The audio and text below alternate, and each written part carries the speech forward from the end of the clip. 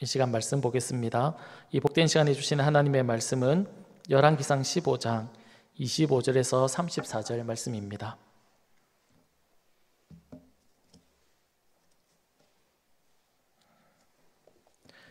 열왕기상 15장 25절에서 34절 말씀입니다.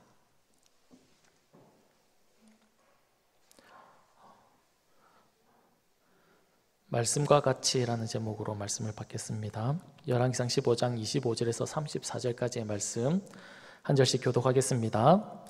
유다의 아사 왕 둘째 해에 여로보암의 아들 나답이 이스라엘 왕이 되어 2년 동안 이스라엘을 다스리니라. 그가 여호와 보시기에 악을 행하되 그의 아버지의 길로 행하며 그가 이스라엘에게 범하게 한 그 죄 중에 행한지라.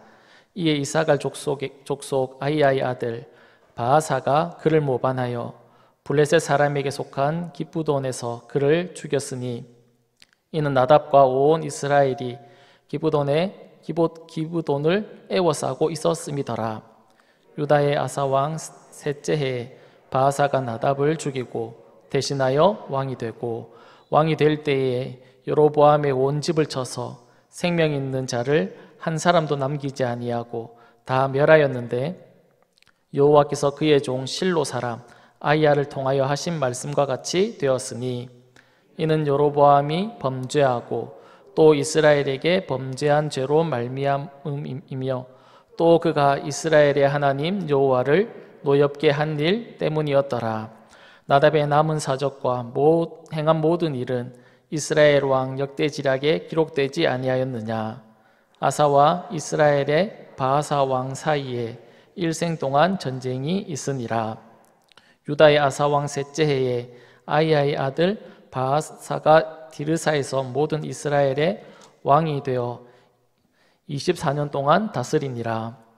바아사가 여호와 보시기에 악을 행하되 여로보암의 길로 행하며 그가 이스라엘에게 범죄하게 한 그 죄 중에 행하였더라.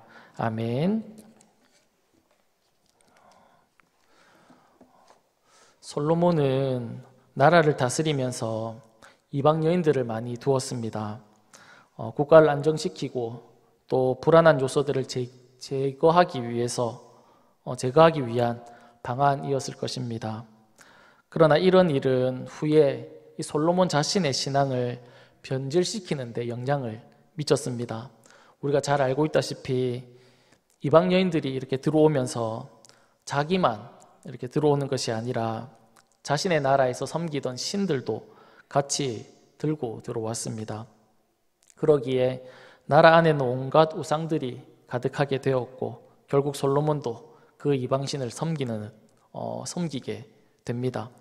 그 결과 하나님은 이스라엘이란 나라를 남과 북으로 두 동강 내어 버렸습니다.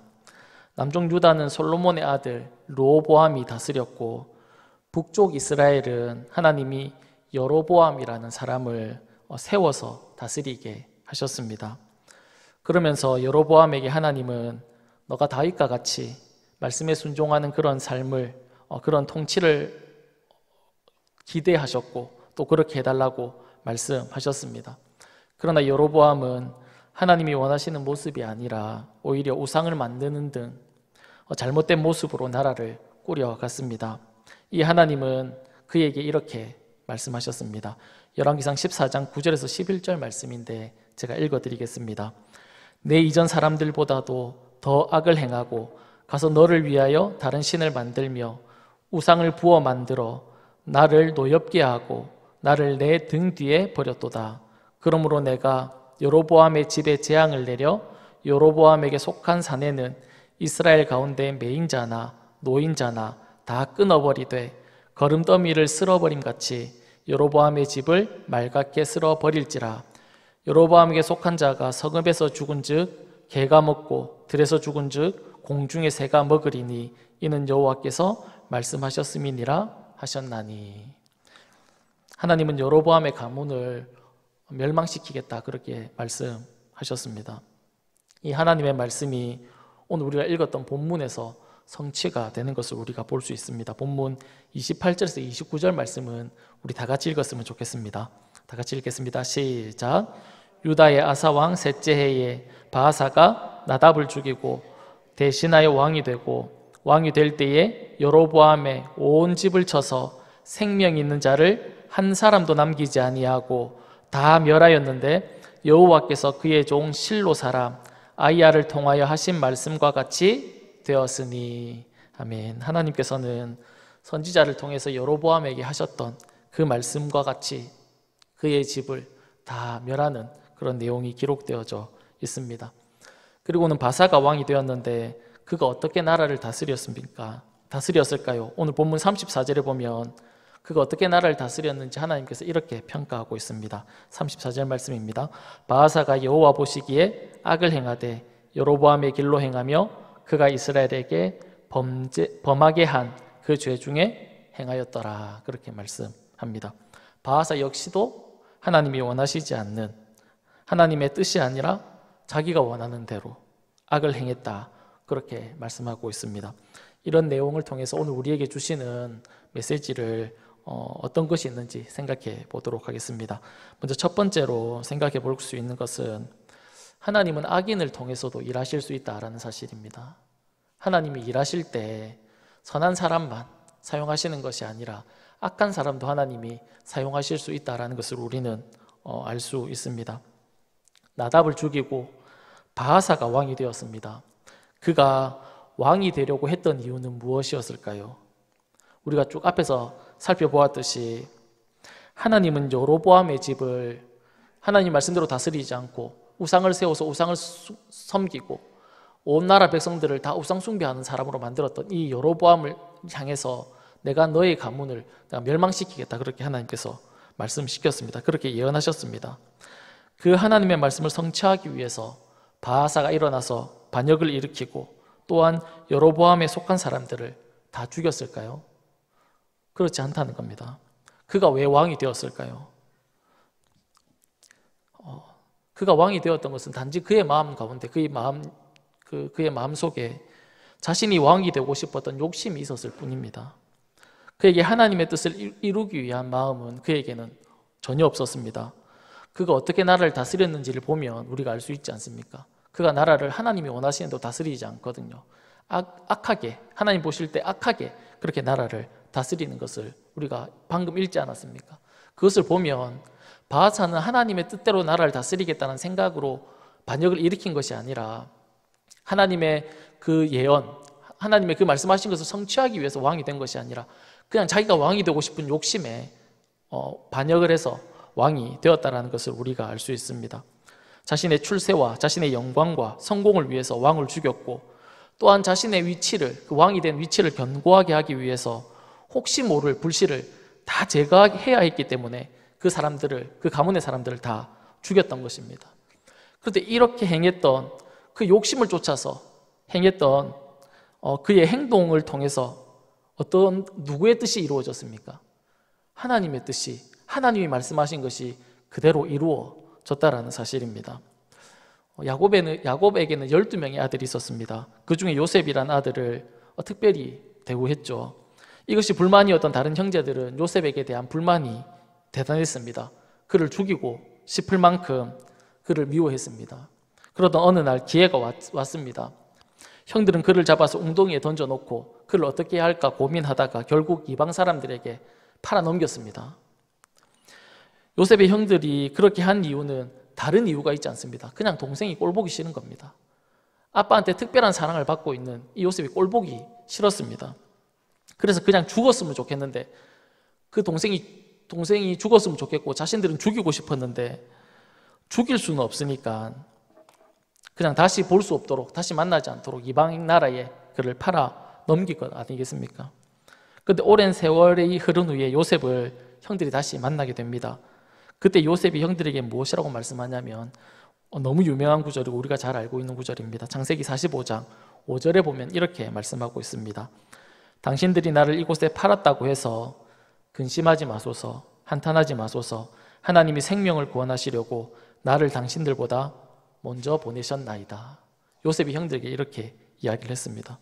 하나님은 온 세상 사람들, 이 가뭄으로, 기근으로 기근으로 죽어가는 이 온 세상 사람들을, 그 생명들을 구하기 위해서 하나님이 그렇게 하셨다라는 것입니다.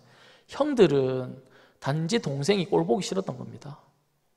그래서 그를 애굽에 팔아 넘긴 겁니다. 그런데 하나님은 그 사건을 통해서 온 세상을 구원하는 하나님의 일을 이루셨다라는 사실입니다. 예수님을 따라다니던 제자 중에 가룟 유다도 마찬가지입니다. 예수님을 통해서 한몫 잡아보려는 생각이 있었습니다.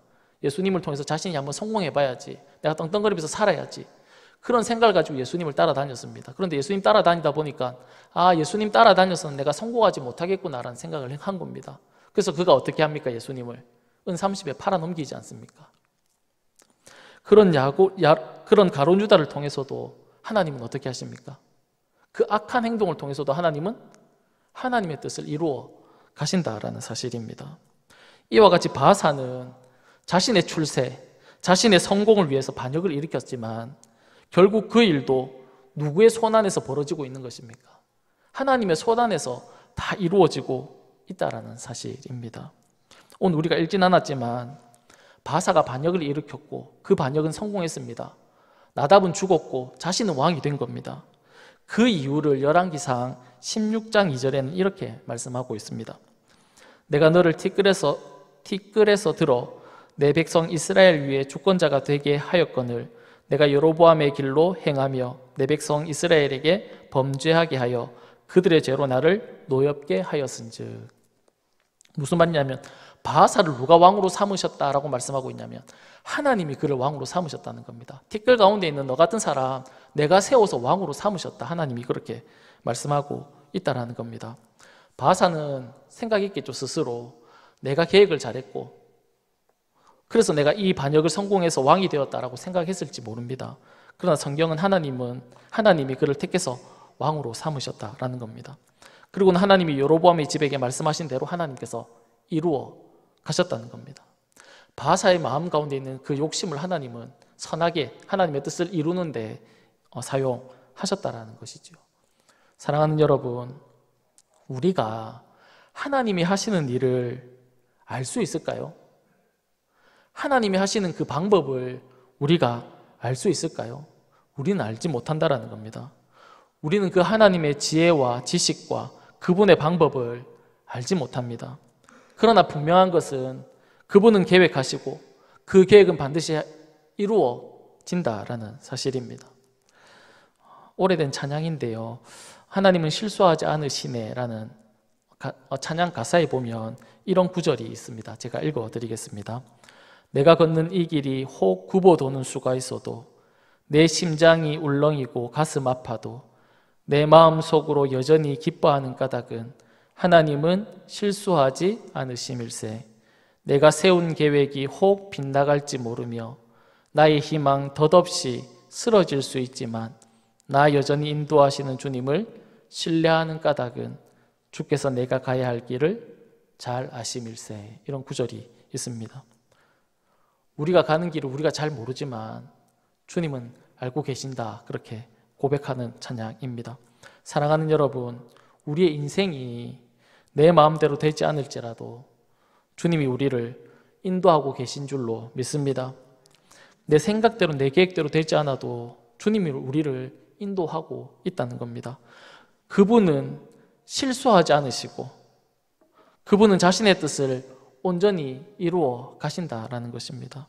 이 사실을 우리가 더욱 신뢰하면서 살아갈 수 있는 그런 저와 여러분이 다 될 수 있기를 간절히 바랍니다. 두 번째로, 하나님은 실패의 길에서 성공의 길로 이끄신다는 사실입니다. 실패에서 성공으로 이끄시는 분입니다. 오늘 본문에 보면 나답이 어떻게 나라를 통치했다라고 말씀하고 있냐면 26절의 말씀을 보면 이렇게 얘기합니다. 그가 여호와 보시기에 악을 행하되 그의 아버지의 길로 행하며 그가 이스라엘에게 범죄한 그 죄 중에 행한지라, 그렇게 얘기합니다. 바하사는 어떻게 나라를 다스렸다고 말씀하고 있냐면 이렇게 얘기합니다. 34절입니다. 바하사가 여호와 보시기에 악을 행하되 여로보암의 길로 행하며 그가 이스라엘에게 범죄한 그 죄 중에 행하였더라, 그렇게 말씀합니다. 하나님이 나답을 평가하실 때의 그 말씀과 바하사에게 하신 말씀이 어떠하냐면 거의 비슷하다는 겁니다. 그들은 여로보암의 길로 행하여 죄를 범했다. 그리고 그 죄의 길을 떠나지 못했다. 그렇게 하나님께서 말씀을 동일하게 하고 있다는 겁니다. 솔로몬이 타락해서 나라를 반으로 쪼개면서 하나님은 아히야 선지자를 통해서 옷을 이렇게 찢어서 10조각을 여로보암에게 주면서 너는 10지파를 다스리게 될 것이다. 만약에 너가 내 뜻대로 내가 원하는 뜻대로 잘 다스리면 내가 너의 나라를 길게 해주겠다. 말씀하셨습니다. 그런데 여로보암이 어떻게 했냐면 베델과 단에다가 우상을 만들어 놓고는 백성들로 하여금 다 우상 숭배를 하도록 그렇게 만들었습니다. 하나님 앞에 악을 행하는 그런 모습을 우리가 살펴보았습니다. 그런 모습을 그의 아들 나답도 똑같이 답습했고, 바하사라는 사람도 하나님이 티끌 가운데 그를 불러서 왕으로 삼아주셨는데 그가 어떻게 했냐면 그도 여로보암의 길로 악을 행했다. 하나님께서 그렇게 말씀하셨습니다. 남유다의 상황도 비슷합니다. 중간중간에 간혹 선한 왕이 나타나서 나라를 다스리지만 계속해서 악을 행하여 달려가는데 언제까지 계속되냐면 남유다는 시드기야가 왕이 될 때까지 그 죄를 벗어나지 못합니다.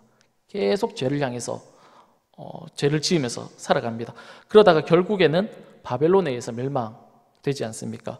북이스라엘도 마찬가지입니다. 계속해서 왕권이 바뀌지만 호세아 왕까지 나라가 멸망할 때까지 계속 그 죄를 벗어나지 못합니다. 결국은 아수르에 의해서 그 나라가 멸망하게 됩니다. 그러면 우리는 궁금할 수 있습니다. 하나님이 세우셨잖아요. 여로보암 하나님이 세우셨거든요. 그런데 실패했습니다. 바하사 하나님이 세우셨거든요. 그런데 그도 실패했습니다. 하나님이 세우셨는데 그는 불순종하고 타락하고 범죄하고 여로보암의 길로, 악한 길로 계속하면서 실패합니다. 하나님은 왜 자꾸 그렇게 실패하는데 왕들을 계속 세우시거든요.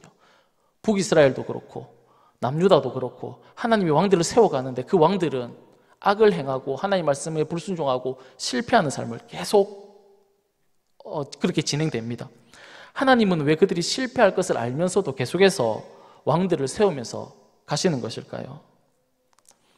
하나님이 그렇게 하시는 이유는 이 실패의 역사를 통해서 계속되는 이 죄악의 줄기를 인간은 그 누구도 해결할 수 없다는 것을 우리에게 보여주고 있다는 겁니다.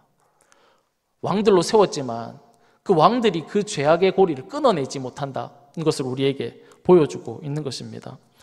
그것을 오늘 본문에서는 여로보암의 길로 행한다라는 말 속에 담겨 있는 겁니다. 왕들을 계속 세우지만 여로보암의 길로 행하거든요. 북이스라엘의 왕들은 계속해서.